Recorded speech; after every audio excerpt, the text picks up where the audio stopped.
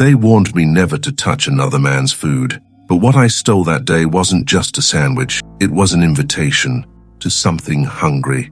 Don't try the Dunwich Sandwich. My boss had always made his sandwich look so damn good when he ate it. Thick roast beef and sauce poured over his fingers and onto a plate as he savored every bite. This should have been disgusting, but the smell made my mouth water and ignited an overwhelming primal craving within me. You see, I'm one of the assholes who took food that wasn't mine out of the break room fridge, but I didn't deserve what happened to me.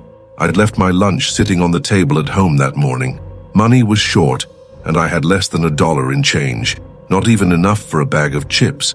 So I found myself digging around the back of the fridge at work. I hoped to find something forgotten that no one would miss, something to tide me over until the clock hit 4. A sandwich was tucked behind an old jug of half-curdled milk. It was your typical prepackaged deli job, wrapped in plastic, and had a logo for Good Old Foods, a small grocer that had started to spring up across the state. It was a Dunwich sandwich. It smelled amazing, and I scarfed it down before I could think about the potential consequences of eating the boss's lunch. Later that day, Mr. Strickler came screaming into the office demanding to know who stole his sandwich. He promised a full investigation and immediate termination for the thief. It was weird that anyone would go this far. We were all terrified and confused. He walked past me in the hall around 4, and I was certain he could smell it on me. His eyes bulged and he sniffed long and hard. He pointed a finger at me and grinned. "Come by my office in the morning, Danny," he said. "This job paid for my mum's growing medical costs. It was keeping her alive. Losing it would be losing her. I figured I could buy another sandwich, sneak it in the fridge, so maybe he would see it and calm down, that he made a mistake. So after work I went to the market. I checked the aisle where they kept the cold cuts and had no luck. A young man was slicing meat at the deli, and he smiled as he shook his head when I showed him the wrapper. "You'll have to come back tonight at 11. We'll definitely have it then." The sign at the front had said closed at 10, but if this guy was able to get me one before tomorrow, I knew I'd gladly come back after hours. I laid a candy bar on the counter, not wanting to leave empty-handed. "You got your rewards card?" But I had never shopped here, so I just shook my head. "Here, do me a solid and use mine. Today is Double Point Tuesday." He seemed stoned out of his head as he struggled to scan the barcode. After I got home, I realized that I still had his card, but it didn't matter. I knew I could just get it to him later. But when I got there at 11, all the lights were out, and the door locked. A paper had been taped to the window of the entrance. "Card holders use rear entrance." Shadows swayed from a light in the alley behind the store, and I realized there were people back there. They stood in a line before a tall rolling bay door, "Shipments late," and murmured excitedly as they waited. One of them whispered, "Andy heard that they got the new baby back ribs from St. Louis," cried another. I hated when people freaked out so much over something as mundane as food. The door slid up, and we began to flow inside. Everyone pulled out their rewards cards as they stepped through and displayed them to a greeter lady in a folding chair. I showed the one from the stoner guy and went on in. We didn't go into the store I had seen earlier.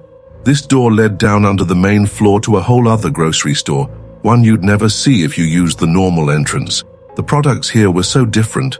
It was nothing but food, no cleaning products, no hygiene or basic household items. I raced directly to a sign that hung from the ceiling that read, "Cold Cuts." There were so many sandwiches, and my mouth watered as I smelled fresh roast beef, steaming in the back as the young man sliced away with a serrated knife. I found myself quickly frozen in place as I looked closer at the meats.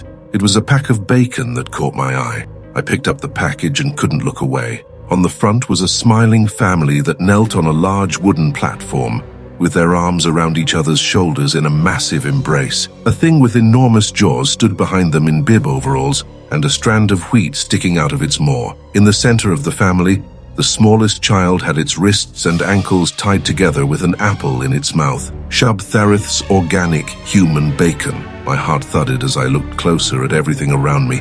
Carts rushed past me, overflowing with picked heads, candied lady fingers, and other horrors. A group of kids were tossing severed hands back and forth in the produce aisle. Their mother literally barked at them, and her neck extended an extra 2 feet as she glared them into submission. A hand fell on my shoulder and spun me around, sending the bacon to the floor.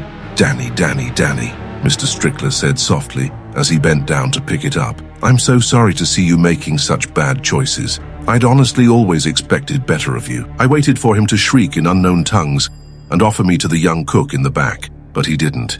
Instead, he placed the bacon back on the shelf and grabbed another pack. You should get Yildhogren's free-range organic. I'm a partial owner, and their quality is exceptional. His eyes searched mine and his tongue flicked between his teeth as he continued. It always tastes better when your food is treated fairly, when they are allowed to run. On the package, a young man stood on an apartment rooftop with his hands reaching towards a sunrise. The ethical choice. The letters boasted, encircling the sunrise. Strickler's head stretched. A chittering sound rose inside him as his eyes blinked and sank into his skull, like a Halloween mask slipping off. "Peekaboo, I see you," he whispered behind a misshapen grin. My mind raced through survival scenarios. "I left the oven on," I said numbly as I stepped away. It was stupid as hell and not what I had intended to say at all. I slowly backed away and turned toward the back of the store. My safest bet was to leave as quickly as I could without drawing too much attention. So, I kept my steps brisk and busy, like I had a place I needed to be. He didn't chase or follow me, at least not yet.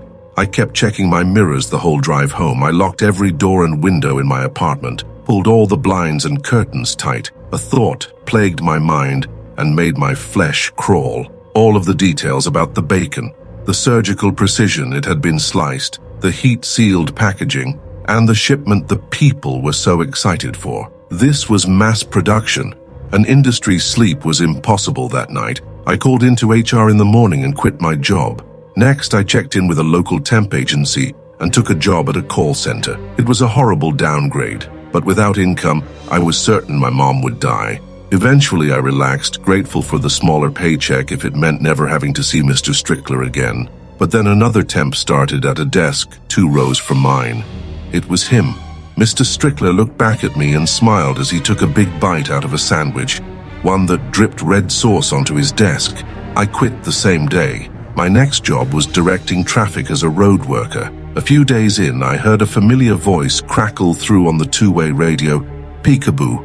He stood wearing an orange reflective tape jacket as he held a stop sign at the far end of the road. His gloved hand waved playfully, like to a dear friend. He was hunting me the ethical way. "I've quit so many jobs now and I'll be homeless by the end of the week. I'm just so tired." The thing is, he showed up at my house as soon as the landlord gave me my final eviction notice reminder. He pulled it off the door and handed me an itemized list of my mom's projected medical expenses. He smiled as he pointed at the 6-figure total. "Sounds like you need some money." He pulled a check from his jacket pocket and handed it to me. It was for the total of the itemized letter, to the penny. The check was signed at the bottom with the name Bua Yildhogren. Last night, I dreamt I was on my apartment rooftop, reaching into a deep, starless void above me. At least my mother will get to live a long and happy life, just as any good son should want. After I posted this, Mr. Strickler stopped by again, and this time, he showed me his true face. It was beautiful. I don't agree with the title anymore. Get one. Everyone needs something good to eat, and I promise that one's really good. Tomorrow I'll be on the shelves. I imagine there will be many smiling faces surrounding me as I fry in your skillet, or maybe your mouth will water, and a shiver will run down your spine when you taste how delicious I am in your Dunwich Sandwich. So if you ever find a Dunwich Sandwich waiting in the dark, don't eat it, because if you do, you might be the one on the menu next. If you enjoyed this story, don't forget to like, share, and subscribe, because there are always more horrors waiting in the dark.